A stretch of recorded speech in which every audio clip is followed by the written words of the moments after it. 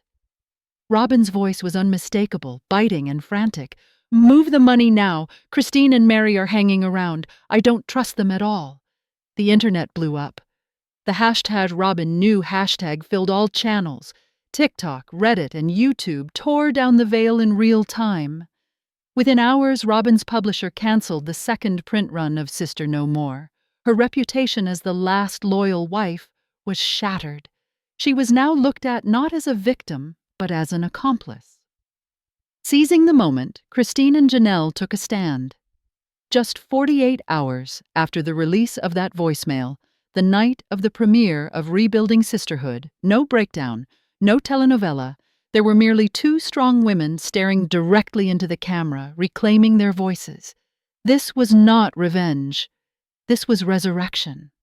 "We're not here to relive the pain," Christine said. "We're here to move past it." Janelle continued, "This is where we stop surviving and begin rebuilding."